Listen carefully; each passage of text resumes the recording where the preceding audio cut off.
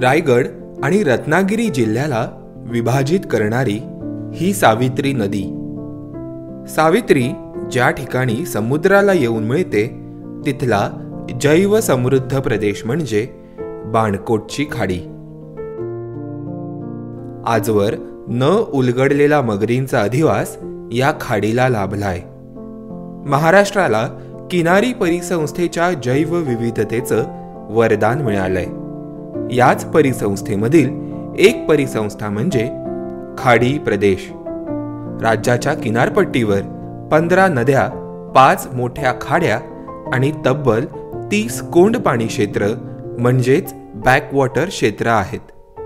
महाराष्ट्राला वसई, ठाणे, करंजा, बाणकोट, दाभोळ, जयगड, भाटीर, पूर्णगड, अणसुरे, देवगड, आचरा आणि कार्ली या मोठ्या खाड्या लाभल्यात। या खाड्यांमुळे अरबी समुद्रात विसर्जित होणारे विशाल नदी क्षेत्र तयार झाले। महाबळेश्वरमध्ये उगम पावणाऱ्या सावित्री नदीच्या मुखाशी बाणकोटच्या खाडीचं विशाल क्षेत्र पसरलंय। कोकणातील प्रत्येक खाडीची स्वतंत्र अशी जैव विविधता पाहायला मिळते। बाणकोट खाडी ही आपले युनिक असे कांदळवन, दलदलीचा प्रदेश आणि पशु पक्ष्यांच्या विविधतेने समृद्ध आहे। मात्र इथल्या मगरी हा आकर्षणाचा केंद्रबिंदू।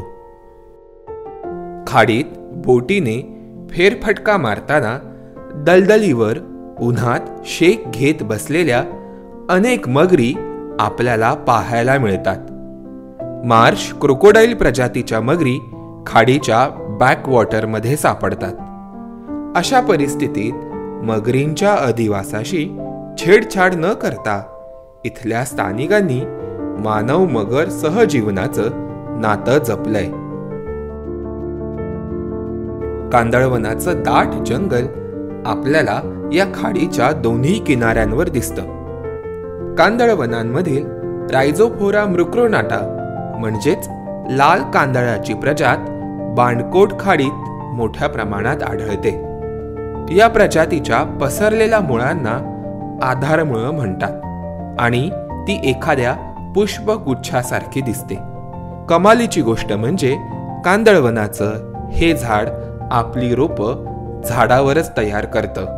कांदळवनांमध्ये जर बी दाखवायचं म्हटलं तर आता इथे हे झाड आहे, इथे हे जे छोटंसं चिकूसारखं फळ दिसतंय हे त्याचं बी आहे आणि हे जे बी आहे हे जर खाली पडलं तर ते व्यवस्थित रुजणार नाही आणि म्हणून ते झाडावरच रुजतं, त्याला मूळ येतं आणि ते अशा प्रकारची शेंगसारखं एक रोपटं झाडावरती दिसतंय इथे। तर अशा प्रकारे हे जे शेंगा दिसत आहेत या शेंगा नसून ही कांदळवनाची रोपच आहेत। बाणकोट खाडीच्या बॅकवॉटरला पक्षी वैभवाची देणगीही मिळाली। विविध प्रजातीचे पक्षी खाडीत पाहायला मिळतात। मात्र यामधील राजेशाही ठाट असलेला देखणा पक्षी म्हणजे ब्लॅक कॅप्ड किंगफिशर अर्थात काळ्या टोपीचा खंड्या। बाणकोटच्या खाडीत किंगफिशर पक्ष्यांच्या 3 ते 4 प्रजाती सापडतात, परंतु बाणकोट खाडी ही दुर्मिळ असणाऱ्या काळटोप खंड्याचा आवडता अधिवास। बोटीमधून कांदळवनाची सफर करत असताना या पक्षाचं दर्शन आपल्याला खाडीत हमखास घडतं। या पक्षाचा रंग पाठीकडून गडद निळा असतो। याच्या डोक्यावर मखमली काळ्या टोपीसारखा आकार असल्यानं त्याला काळटोप खंड्या म्हणतात।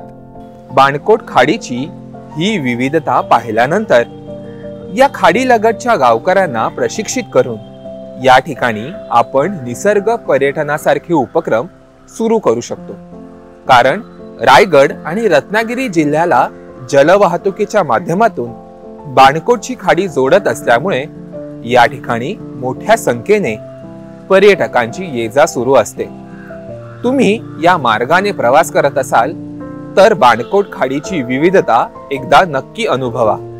तुम्हाला आमचा हा व्हिडिओ कसा वाटला आम्हाला नक्की कळवा आणि आमचं महा MTV हे फेसबुक पेज लाईक करा आणि आमच्या YouTube चॅनलला सबस्क्राईब करा। धन्यवाद।